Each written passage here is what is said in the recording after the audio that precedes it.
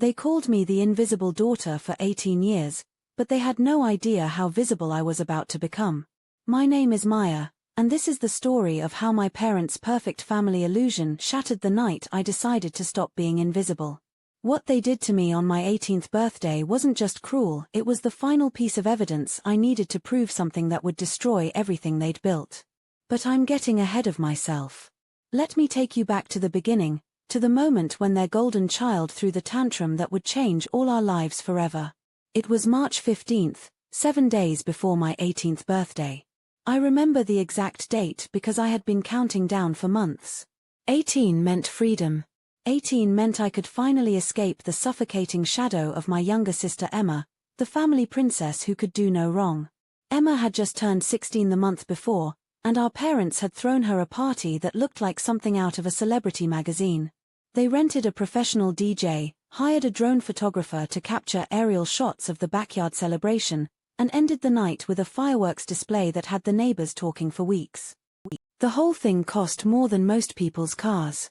I watched from my bedroom window as Emma posed with her friends, her perfect blonde hair catching the light from the sparklers, her designer dress flowing as she danced. Mom and Dad stood at the edge of the crowd, beaming with pride as they recorded every moment on their phones. "She's so photogenic," Mom had gushed to her sister over the phone later that night. "Everything just comes so naturally to her. She's going to be something special." I had been sitting at my desk, supposedly doing homework, but really just listening to the praise rain down on Emma like it always did. Like it had my entire life. 7 days later, it was my turn. March 22nd. The day I had been waiting for since I was old enough to understand what birthdays meant. The day I would finally get to feel like I mattered in this family. I woke up early, my stomach fluttering with anticipation. For weeks, I had been dropping subtle hints about what I wanted. Nothing extravagant like Emma's party, I knew better than that. Just a small gathering with my few close friends, maybe dinner at that Italian restaurant I loved, and a cake. A real cake, not something from the grocery store. But when I came downstairs that morning, the house felt different. Tense. Emma was sprawled across the living room couch, her face red and puffy from crying, while Mom rubbed her back in slow circles. "What's wrong?" I asked, genuinely concerned. Dad looked up from his coffee, his expression strained. "Emma's going through a rough patch with her boyfriend. She needs some family support right now." I felt the first flutter of unease in my chest. "Okay, but we can still—" "Maya, sweetie," Mom interrupted, not even looking at me. "Maybe we should keep things low-key today. Emma's really hurting." Low-key. The words hit me like a slap. "But it's my birthday," I said quietly. Emma's sobs grew louder, as if my words had physically wounded her. "Don't be selfish," Dad said sharply. "Your sister is going through a crisis." Selfish. The word echoed in my head as I stood there in my pajamas, watching my parents comfort the girl who had gotten everything I had ever wanted, while I got called selfish for asking for one day. One single day to matter. "Fine," I whispered. "Whatever Emma needs." I turned and walked back upstairs, my 18th birthday already crumbling around me before it had even begun. But that wasn't the worst part. The worst part came that evening. I had spent the day in my room, texting back and forth with my friends who kept asking when they should come over for the celebration. I kept making excuses, saying we were pushing it back, that something had come up. The lies tasted bitter in my mouth. Around 6 p.m., I heard the front door slam and Emma's dramatic voice echoing through the house. "I can't believe he said that to me. I'm never speaking to him again." I crept to the top of the stairs and peered down. Emma was pacing back and forth in the entryway, gesturing wildly while Mom and Dad hung on her every word. "He told me I was being dramatic," Emma continued, her voice rising. "Can you believe that? Me, dramatic? If the situation weren't so devastating, I might have laughed."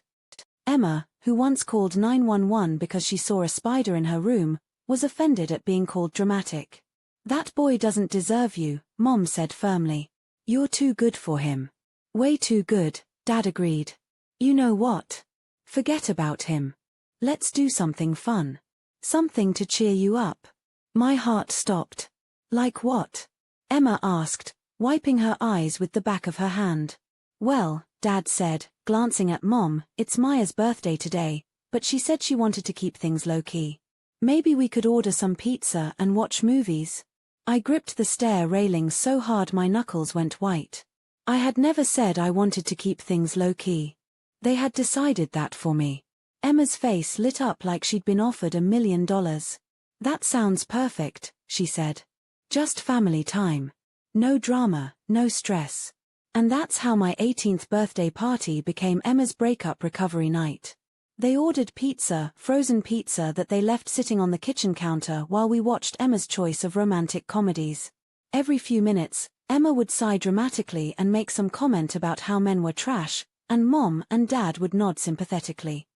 I sat in the corner of the couch, barely touched the cold pizza, and watched my birthday disappear into the void of Emma's manufactured crisis. The only acknowledgement I got was a text in the family group chat at 11 p.m. Happy 18th, Maya.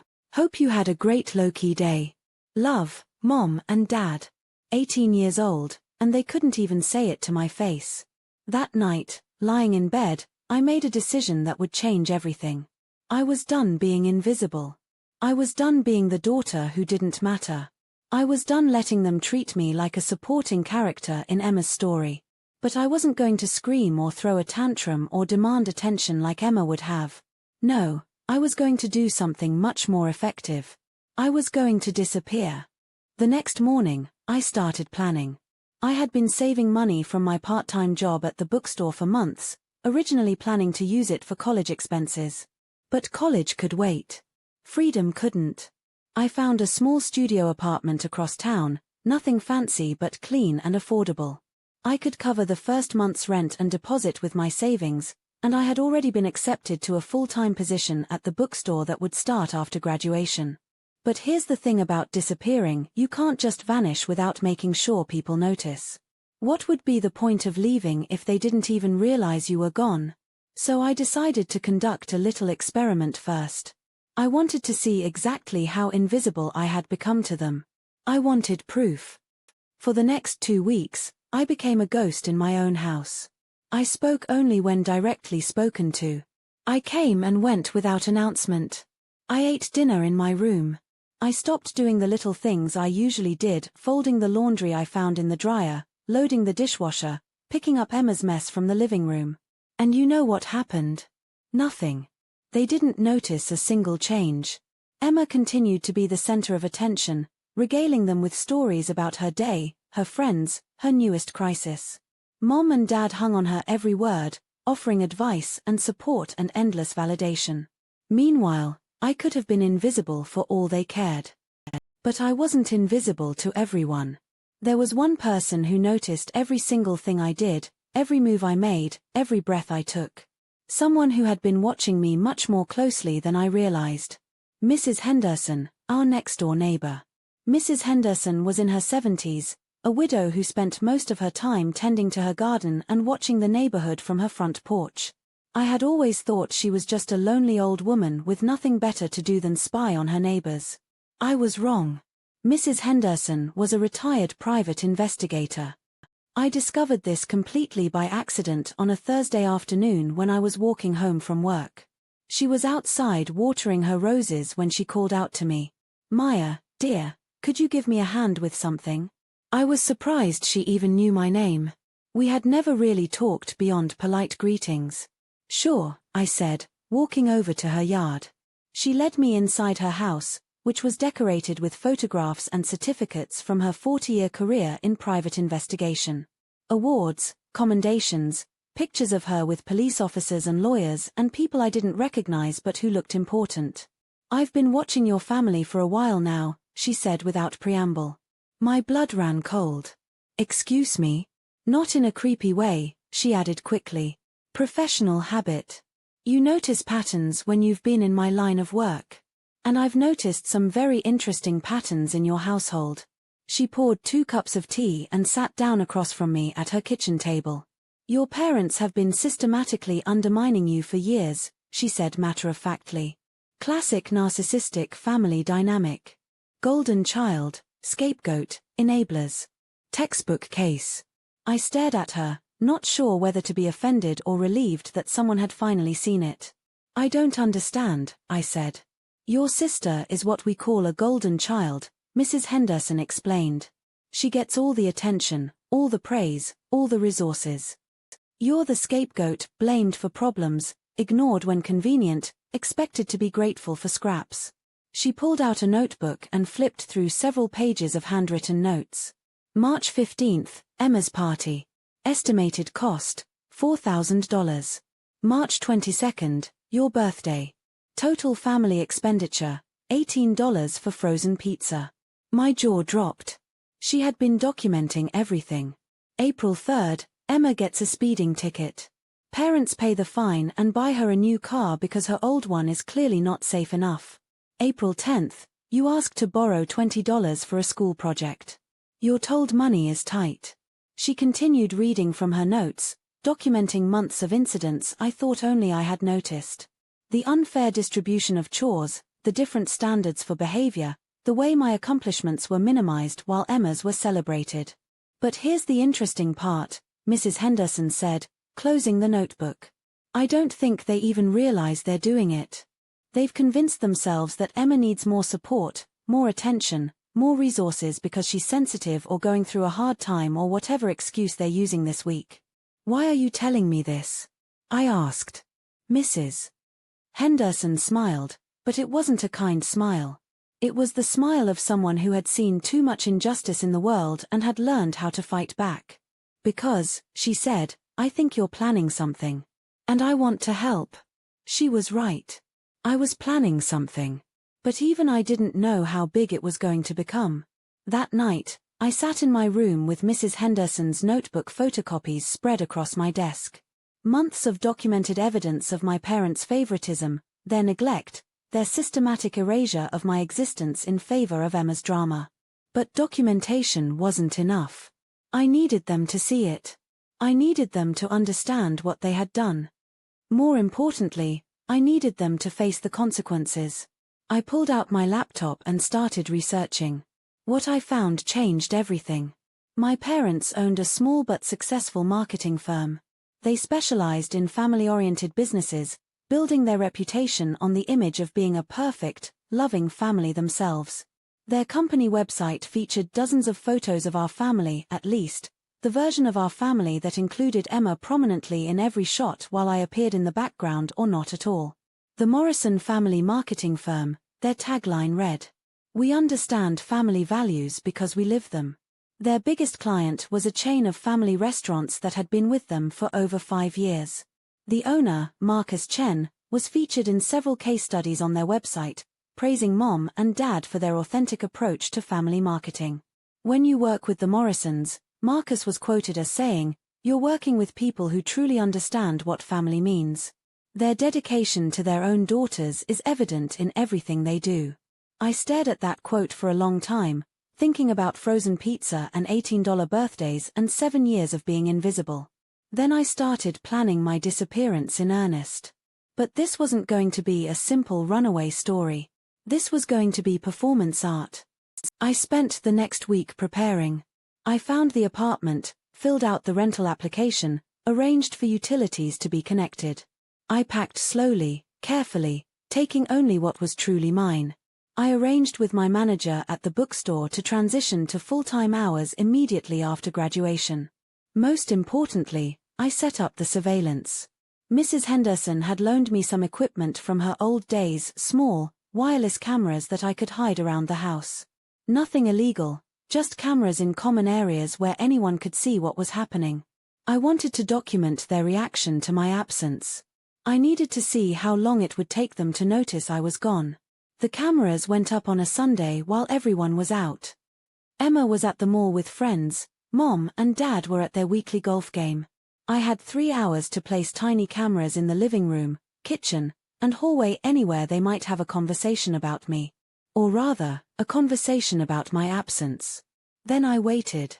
Graduation was on Friday. I had already arranged to skip the ceremony. I told them I didn't want to walk, that it seemed pointless. They accepted this explanation without question, probably relieved they wouldn't have to sit through a ceremony for me when they could be doing something Emma-related instead. On Thursday night, I moved my things to the new apartment. Trip by trip, while they slept, I carried my entire life out of that house. My clothes, my books, my laptop, the few personal items that mattered to me. By dawn, my room was empty except for the furniture. Friday morning, I graduated high school in a quiet ceremony at the principal's office, just me, the principal, and Mrs. Henderson, who had offered to attend as my family representative. "Congratulations, Maya," Principal Williams said, handing me my diploma. "I have to say, your essay about resilience and family dynamics was one of the most powerful pieces of writing I've read in 20 years of education." I had written that essay 3 months earlier, pouring all my frustration and pain into an analysis of scapegoat dynamics in family systems. I had no idea it would become so relevant so quickly. "Thank you," I said, accepting the diploma that represented the end of one life and the beginning of another. Mrs. Henderson drove me home, to my old home, one last time. I had left a single sheet of paper on my empty desk, with a message I had crafted very carefully. "Thank you for 18 years of teaching me exactly who I am and what I'm worth. I've learned the lesson well. I won't be back. Don't worry about trying to find me, I'm not really the celebrating type, remember?"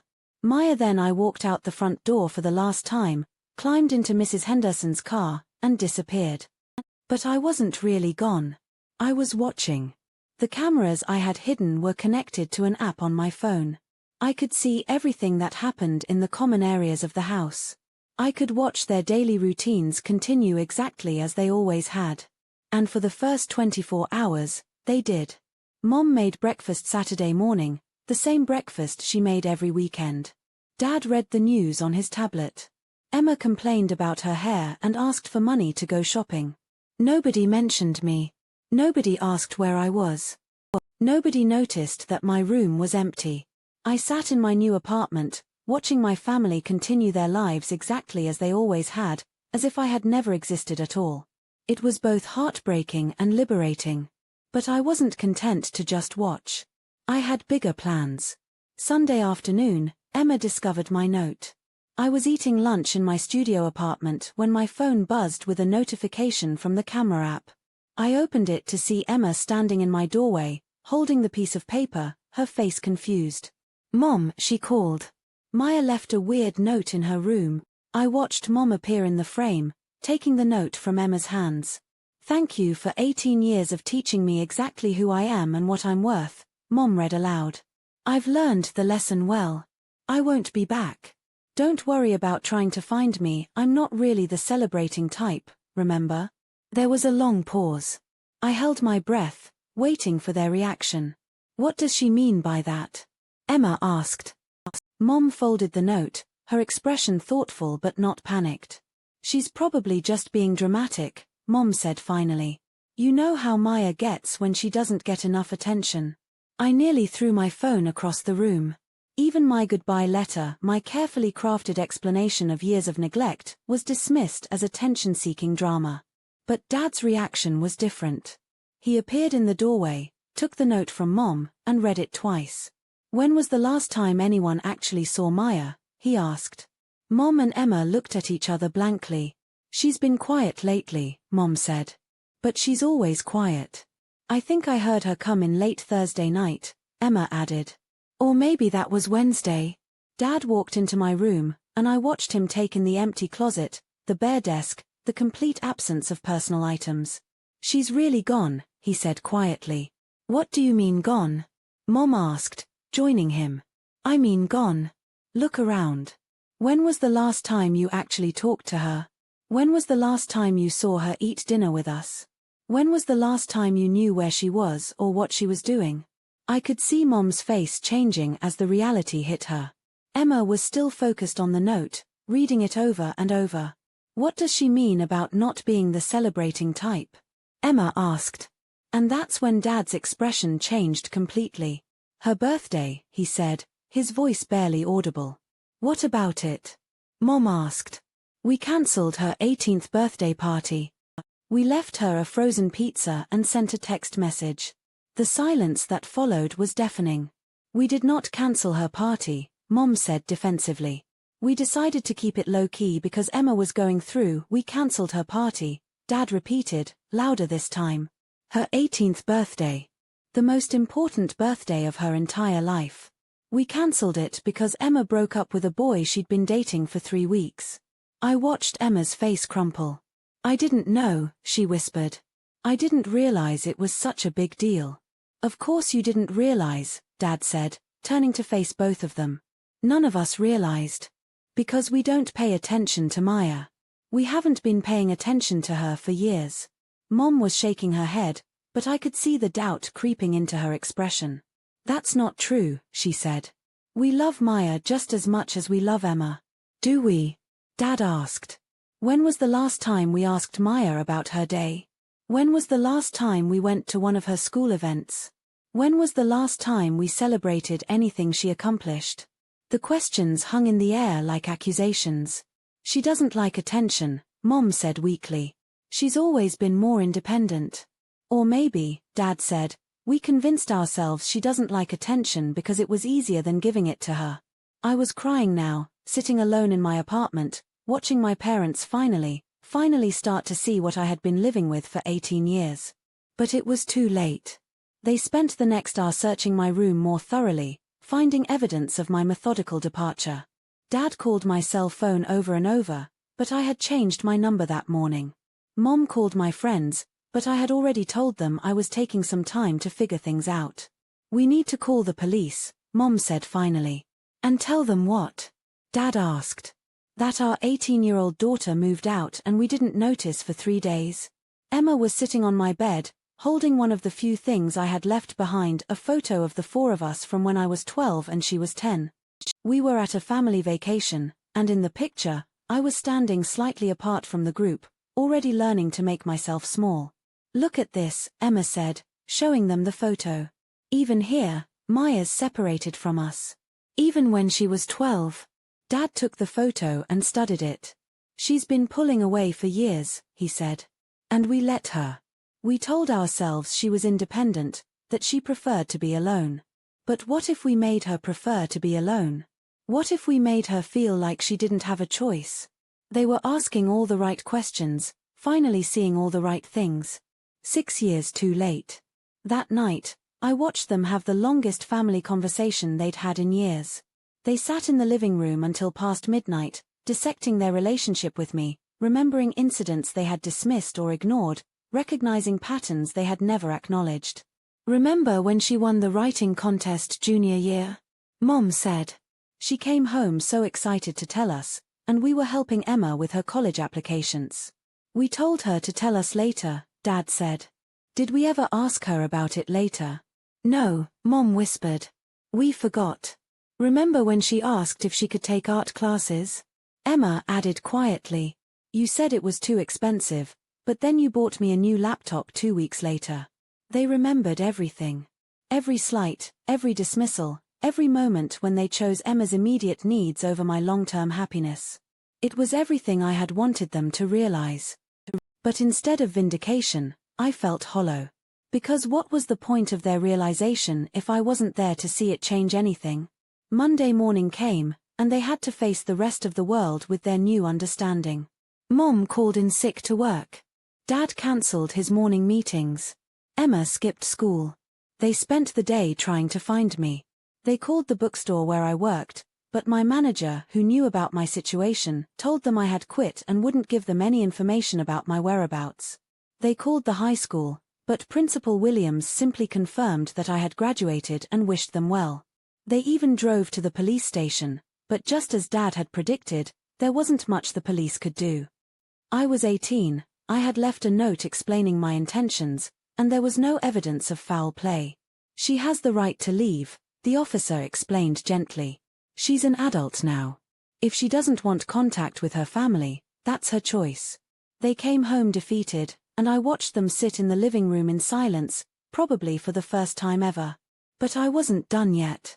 The real performance was just beginning.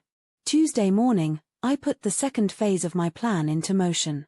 I had spent weeks preparing for this part, researching and documenting and building a case that would destroy the foundation of my parents' professional life just as thoroughly as they had destroyed my childhood. Remember their marketing firm? Remember their reputation for family values? I started with their biggest client, Marcus Chen, and his chain of family restaurants. I created a simple website called The Real Morrison Family, using the photography skills I had learned in high school and the writing abilities that had won me that contest my parents forgot about. The site featured side-by-side comparisons of my parents' public image and private reality. Professional photos of our happy family next to screenshots of the text message they sent me for my 18th birthday. Their company's mission statement about family values next to Mrs. Henderson's documented evidence of their favoritism and neglect. I included my high school graduation photo, me alone with the principal because my family was too busy to attend, next to a picture from Emma's 16th birthday party with the professional photographer and fireworks. But the centerpiece of the website was a video I had recorded the night before I left. In the video, I sat in my empty room and told my story. All of it. 18 years of being invisible, of being dismissed, of being treated like an inconvenience in my own family. I spoke calmly, clearly, without anger or bitterness. I just told the truth. My parents own a marketing company that specializes in family values, I said into the camera. They help businesses sell products by convincing customers that family matters most.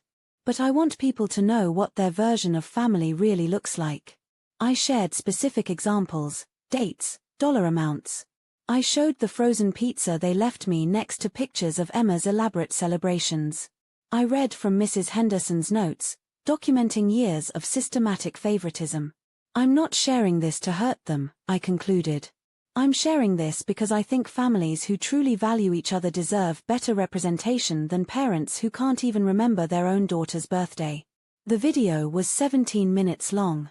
I uploaded it to the website, along with all the documentation, all the evidence, all the proof that the Morrison family marketing firm was built on a lie. Then I sent the link to Marcus Chen. I also sent it to every other client listed on my parents' website. And to every family business in our city that might be considering hiring a marketing firm. And to the local newspaper's business reporter. And to 3 parenting blogs that had previously featured my parents as examples of work-life balance. Then I sat back and waited for their world to collapse. The first call came at 10 a.m. I was at my new job at the bookstore, organizing inventory, when my phone buzzed with a notification from the hidden camera app.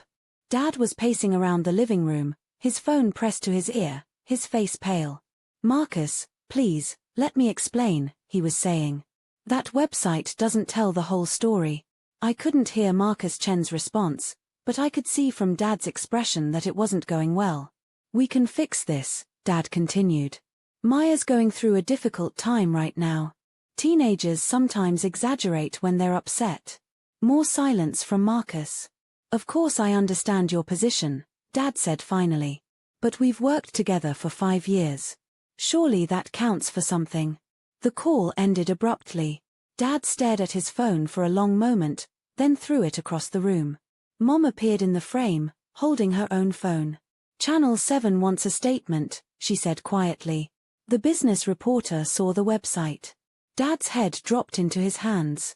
"How many clients have called?" Mom asked. 4, Dad said. "All cancelling their contracts. The Hendersons from down the street," Mom continued. "They saw the website too. Mrs. Henderson told them about it." Of course she did. Mrs. Henderson had been waiting years to see justice served. Emma came downstairs, her laptop in her hands. "It's everywhere," she said, her voice shaking. "The website, the video, everything. My friends are all texting me about it." I watched my family finally understand the consequences of their actions. But the real shock was still coming. That evening, I received a phone call from someone I didn't expect. "Is this Maya Morrison?" the voice asked. "Yes. My name is Jennifer Walsh. I'm a documentary filmmaker, and I saw your website today." I sat up straighter in my apartment. "I've been working on a project about family dynamics and narcissistic abuse," Jennifer continued. "Your story is exactly what I've been looking for. Would you be interested in participating in a documentary?" A documentary. My story, my truth, broadcast to the world. "Tell me more," I said. It's called The Golden Child, and it explores how certain family structures create invisible children while elevating others. Your documentation is incredible. I've never seen someone your age capture these dynamics so clearly. Over the next hour, Jennifer explained her project. She had been interviewing families affected by narcissistic parenting for 2 years, but she had never found someone with such comprehensive evidence of the favoritism and neglect. Your neighbor's documentation is extraordinary, Jennifer said. And your video testimony is powerful. But what really interests me is how you chose to respond to the situation. What do you mean? Most people in your situation either explode in anger or implode in depression, Jennifer explained.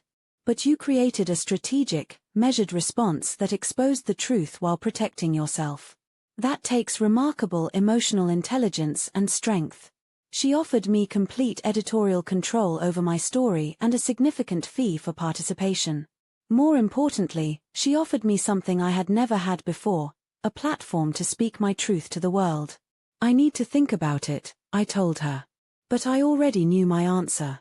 The next morning, I called Jennifer and agreed to participate in the documentary. That afternoon, I sent one final message to my family. I didn't use the hidden cameras or secret surveillance this time. I walked right up to their front door and rang the bell. Dad answered, his face haggard and tired. Behind him, I could see Mom and Emma sitting in the living room, looking lost. "Maya," Dad said, his voice breaking. "You came back." "I'm not coming back," I said gently. "I just wanted to tell you something." "Please," Mom said, appearing behind Dad. "Come inside. Let's talk about this. Let's figure out how to fix it." "There's nothing to fix," I said. "This is who you are. This is who you've always been." I just finally stopped pretending it was okay. Emma was crying now, standing in the hallway behind our parents. "I'm sorry," she whispered. "I never realized. I never meant for it to be this way." "I know you didn't," I told her. "But that's the problem. None of you realized. For 18 years, none of you realized I was disappearing right in front of you. We can change," Dad said desperately. "We can do better. We can be the family you deserve." I looked at him, this man who had dismissed my birthday, ignored my accomplishments, and forgot my graduation, now promising to be different. "Maybe you can," I said. "But it's too late for me." I pulled out a business card and handed it to him. "Jennifer Walsh, documentary filmmaker," he read aloud. "She's making a film about families like ours," I explained. "About golden children and scapegoats, about favoritism and neglect, about what happens when parents love one child more than the other." Mom's face went white. "You're going to be on television?" Emma asked. "I'm going to tell my story," I said. "The same story I put on the website, but to a bigger audience. People need to understand what happens in families like ours." "Maya, please," Dad said. "This will destroy us." "You destroyed me first," I said simply. "For 18 years. I turned to leave, then paused. "Oh, and I have a message from Mrs. Henderson," I said. "She says to tell you that karma is a patient teacher, but eventually everyone learns their lessons." I walked away from that house for the final time, feeling lighter with every step. The documentary filming took 6 weeks. Jennifer was brilliant at her job, asking questions I hadn't even thought to ask myself, helping me process not just what happened but why it mattered. "Narcissistic family systems create specific roles," she explained during one of our interviews. "The golden child gets all the attention and resources but struggles with identity and pressure. The scapegoat learns independence but loses their sense of self-worth. The enabling parents maintain control by keeping everyone in their assigned roles." "So Emma's a victim too?" I asked. "In some ways, yes," Jennifer said. "But she's also 18 years old now, old enough to recognize unhealthy patterns and choose to change them." "And my parents?" "Your parents created this system to meet their own emotional needs," Jennifer said. "Emma's success makes them feel successful. Your independence makes them feel like good parents who raised a self-sufficient child. They've convinced themselves this is healthy. But it's not." "No," Jennifer agreed. "It's not." The documentary featured interviews with me, with Mrs. Henderson, with family therapy experts who explained the psychological dynamics at work. Jennifer even interviewed other people who had grown up as scapegoats in similar families. But the most powerful part of the film was the evidence. My parents' business collapsed completely. Every client cancelled their contracts after seeing the website. The local newspaper ran a feature story about the disconnect between their public image and private behavior. 3 families who had previously worked with them shared their own stories of feeling manipulated by my parents' fake family values messaging. Mom and Dad had to close the Morrison family marketing firm and declare bankruptcy within 2 months of my disappearance. Emma started therapy and moved in with her boyfriend's family after realizing she couldn't live with the guilt of her role in the family dynamics. My parents, for the first time in decades, were forced to be alone with themselves and their choices. But the story doesn't end there. 6 months after the documentary aired, I received an unexpected visitor at the bookstore where I worked. It was Emma. She looked different, thinner, more serious, older somehow. "Maya," she said quietly. "I saw the documentary." "Emma." I wasn't sure what to feel. Anger. Sadness. Relief. "I've been in therapy," she continued. "Learning about family systems and narcissistic abuse and golden child syndrome. I wanted to come tell you that I understand now. I understand what they did to both of us." "Both of us?" "You got the worst of it," Emma said quickly. "Don't misunderstand me. What they did to you was inexcusable. But I'm starting to realize they damaged me too. Just differently." She sat down across from me in the bookstore cafe. "I never learned how to handle disappointment," she said. "Because they protected me from everything. I never learned how to be independent because they did everything for me. I never learned how to have healthy relationships because they taught me I deserved special treatment just for existing." I studied my sister's face, looking for signs of manipulation or self-pity, but I saw only genuine remorse. "I broke up with 3 boyfriends because they weren't obsessed with me the way Mom and Dad are," Emma continued. "I dropped out of college because the professors expected me to actually work for my grades. I couldn't hold a job because I expected special treatment everywhere I went." "What are you saying?" "I'm saying they created a monster," Emma said. "And you were the sacrifice that fed it. All those years, everything I got came from what they took away from you."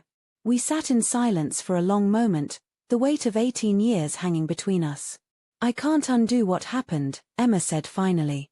"I can't give you back your childhood or your birthdays or all the attention I stole from you. But I can tell you that I'm trying to become a different person." "What do you want from me?" I asked. "Nothing," she said, surprising me. "I don't want forgiveness or reconciliation or a relationship. I just wanted you to know that I see it now. I see what they did, and I see my part in it. And I'm going to spend the rest of my life making sure I never treat anyone the way our family treated you." She stood to leave, then turned back. "There's something else," she said. "Something I think you should know." "What?" "Mom and Dad are getting divorced." I felt nothing. No sadness, no satisfaction, no surprise. "The documentary was the final straw," Emma continued. "Dad blames Mom for enabling the favoritism. Mom blames Dad for not protecting you. They've been fighting constantly, and last week Dad moved out." "Are you okay?" I asked, genuinely concerned despite everything. Emma smiled sadly. "I'm learning to be okay on my own. For the first time in my life, I don't have parents solving all my problems or telling me how special I am. It's terrifying, but I think it's good for me." She paused at the door. "Maya, for what it's worth, I think you're the strongest person I've ever known. And I think you're going to have an amazing life." Then she was gone, and I was alone again. But this time, alone felt different. It felt like choice rather than abandonment. 2 years later, I was accepted to Columbia University's journalism program with a full scholarship. The documentary had won 3 awards, including Best Documentary Short at Sundance.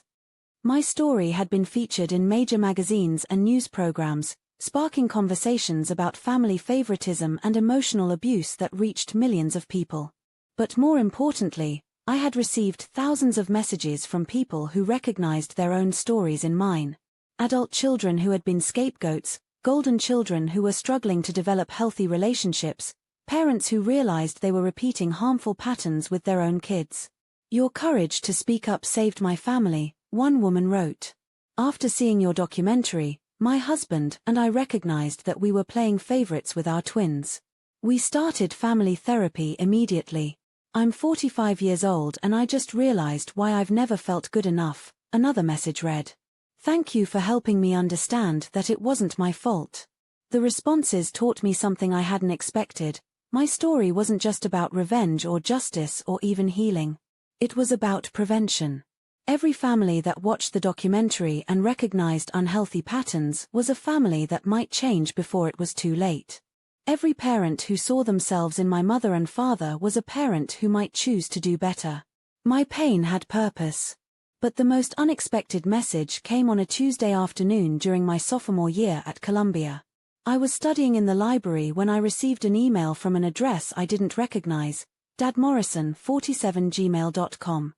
My finger hovered over the delete button for a full minute before I opened it. Maya, it began. I know I have no right to contact you, and I'll understand if you don't read this or respond. But I needed to tell you something. I've been in therapy for 18 months now. Individual therapy, not couples therapy or family therapy. Just me, trying to understand how I became the kind of father who could forget his daughter's graduation, who could dismiss her birthday, who could love one child more than another. The therapist says I have something called narcissistic traits stemming from my own childhood. My parents favored my younger brother, and I spent my whole life trying to prove I was worthy of love. When I had children, I unconsciously recreated the same dynamic, using Emma's achievements to validate my worth as a father while taking your independence for granted. None of this excuses what I did to you. Nothing excuses it. But I wanted you to know that I understand now. I understand that I failed you in every way a father can fail a daughter. I understand that my love was conditional when it should have been absolute. I understand that I made you invisible when I should have helped you shine. I'm not writing this to ask for forgiveness or reconciliation. I know I forfeited the right to be your father when I chose Emma's tantrums over your milestones, again and again, for years. I'm writing this to tell you that you were right about everything. Every word in your documentary was true. Every criticism was valid. Every moment of pain you documented was real and justified and my fault. I'm also writing to tell you something I should have said every day of your life but never did. I'm proud of you. I'm proud of your strength in leaving when staying was killing you. I'm proud of your courage in telling your story when it would have been easier to stay silent. I'm proud of your intelligence in documenting everything so thoroughly. I'm proud of your compassion in helping other families avoid our mistakes. I'm proud of your success in college and in life. Most of all, I'm proud that you became an incredible person despite having me as a father, not because of it. You deserved better. You deserved parents who saw your worth from the beginning, who celebrated your achievements, who prioritized your happiness. You deserved to feel loved unconditionally, to know you mattered, to never doubt your place in your family. I failed to give you any of that. But somehow, you gave it to yourself. I hope your life is everything you dreamed it would be when you were a little girl planning birthday parties that never happened. You deserved every celebration. Love, the man who was supposed to be your dad. I read the email 3 times, tears streaming down my face in the middle of the Columbia Library. For 18 years, I had wanted to hear those words. I had wanted acknowledgement, validation, proof that I mattered. And now I had it. But receiving it didn't feel like victory. It felt like closure. I closed the laptop without responding. Some apologies come too late to change anything, but just in time to let you move forward. 5 years after I left home, I was working as an investigative journalist for a major newspaper, specializing in stories about family trauma and child welfare. My editor called me into her office on a Friday afternoon with an assignment that would change everything again. We're doing a series on family court reform, she said. Specifically, we're looking into cases where favoritism and emotional abuse are overlooked because they don't leave physical marks. She handed me a thick file folder. This case came to our attention through a tip from a retired private investigator, she continued. A family where the parents systematically favored one child over another, ignored clear signs of emotional abuse, and prioritized the golden child's immediate wants over the scapegoat child's basic needs. I opened the folder, expecting to read about strangers. Instead, I found my own story. Mrs. Henderson had submitted her documentation to the State Child Welfare Department, along with copies of everything from my website and the documentary.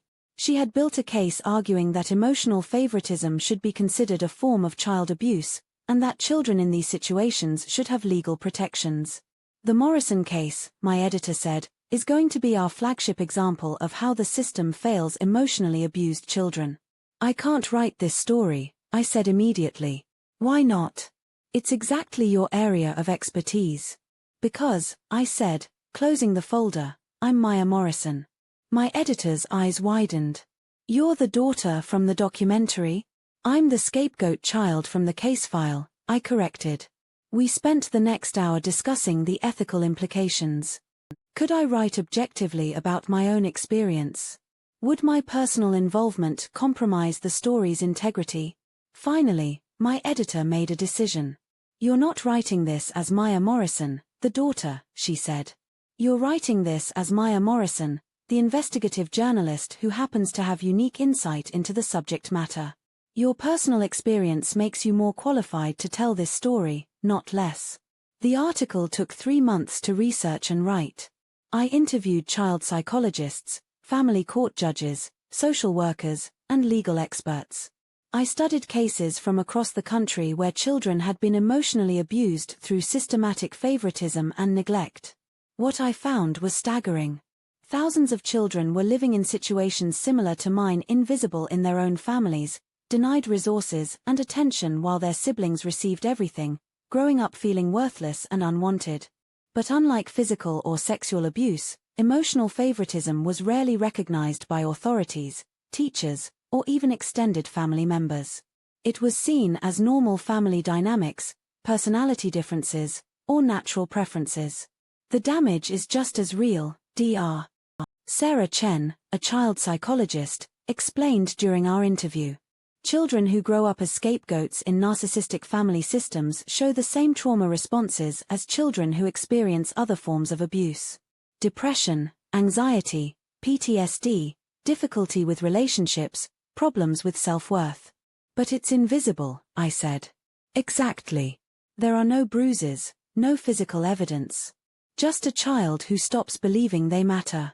The article, titled The Invisible Abuse, When Favoritism Destroys Families, ran as a 5-part series and was nominated for a Pulitzer Prize.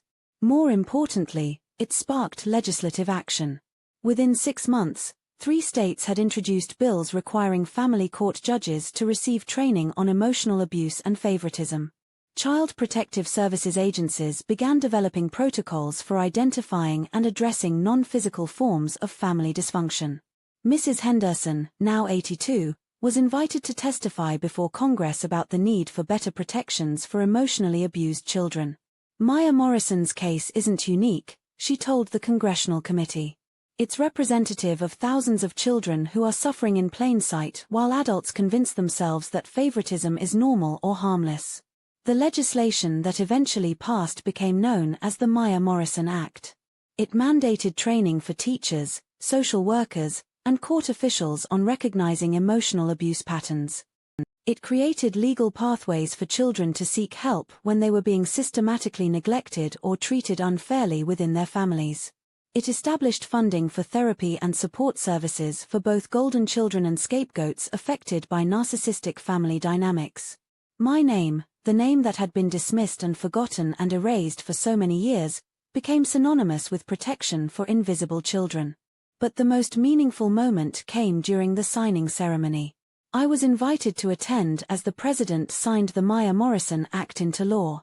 Surrounded by lawmakers and child welfare advocates, I watched legislation that would protect thousands of children from experiencing what I had experienced. After the ceremony, a little girl approached me. She was maybe 9 years old, holding her social worker's hand. "Are you the Maya?" she asked shyly. "I'm Maya Morrison," I said, kneeling down to her level. "My social worker said you had parents who didn't pay attention to you either," she said. That's right. She said you grew up to help other kids like us. I try to. The little girl smiled, the first genuine smile I'd seen on her face. When I grow up, she said, I want to help kids too. I think you'll be amazing at it, I told her. As I watched her walk away with her social worker, I realized something profound. My story hadn't ended with revenge or justice or even healing. It had ended with purpose. Every child who would be protected by the Maya Morrison Act was a victory. Every family that would receive help before it was too late was a success. Every golden child who would learn healthy relationship patterns and every scapegoat who would know they mattered was a triumph. My parents had taught me exactly who I was and what I was worth, just like I'd said in my goodbye letter. They had taught me I was worth nothing. But I had learned something different. I had learned I was worth everything. Worth saving myself when no one else would. Worth speaking my truth when it was dangerous. Worth fighting for other children when I could have just focused on my own healing. Worth becoming the adult I needed when I was a child. 10 years after I left that frozen pizza on the counter and walked out of my parents' house, I received one final message. It wasn't from my father this time. It was from a woman named Sarah, the mother of 3 children. Dear Ms. Morrison, she wrote. You don't know me, but you saved my family. I was raised as a golden child, just like your sister Emma. My parents gave me everything and ignored my younger brother. I thought this was normal. I thought I deserved special treatment because I was special. When I had children of my own, I started doing the same thing. My oldest daughter was my favorite. She was easy, successful, charming. My middle child was more difficult, more sensitive, more needy. I found myself giving my oldest daughter more attention, more resources, more love. Then I saw your documentary. I recognized myself in your parents. I recognized my middle child in you. I realized I was creating the same trauma in my own family that had been created in yours. I immediately signed our family up for therapy. We've been working on changing these patterns for 2 years now. My middle child, who I had been unconsciously neglecting, is thriving. My oldest daughter is learning that love doesn't come from being perfect. My youngest is growing up in a family where all 3 children matter equally. Your courage to tell your story didn't just save you. It saved my children from growing up invisible. Thank you for turning your pain into purpose. Thank you for making sure other families don't have to break the way yours did. Thank you for being the adult you needed when you were a child. With endless gratitude, Sarah. I saved that message in a special folder on my computer, along with hundreds of others like it. Letters from children who felt seen for the first time. Messages from parents who recognized harmful patterns before it was too late. Notes from therapists who were using my story to help other families heal. Each message was proof that my 18 years of invisibility had led to a lifetime of impact. My parents had been wrong about everything. I was the celebrating type. I was celebrating every day, celebrating the children who would never have to feel invisible, celebrating the families who were choosing to love all their children equally, celebrating the adults who were breaking generational cycles of favoritism and neglect. And most of all, I was celebrating myself. The daughter who had been worth a frozen pizza and a text message. The young woman who had disappeared in the night with nothing but courage and conviction. The adult who had turned childhood trauma into a force for protection and change. I had started as Maya Morrison, the invisible daughter. I had become Maya Morrison, the voice for every child who had ever felt unseen. And that night, looking out the window of my apartment in New York City, watching the lights twinkle like the fireworks that had celebrated Emma's birthday but not mine, I finally understood the truth. They hadn't made me invisible. They had made me invincible. Some stories end with revenge. Some stories end with reconciliation. Some stories end with justice. My story ended with something better. It ended with purpose. And that night, for the first time in my entire life, nothing was ever the same again. Because I had learned the most important lesson of all, you don't need your family to recognize your worth. You just need to recognize it yourself. And then spend the rest of your life proving it to the world. What would you do in this situation?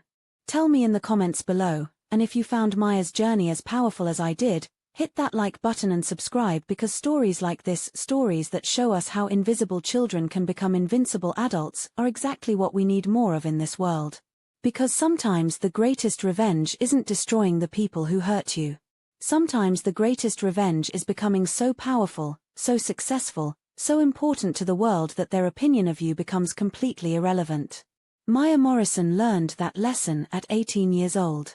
And she spent the rest of her life teaching it to others.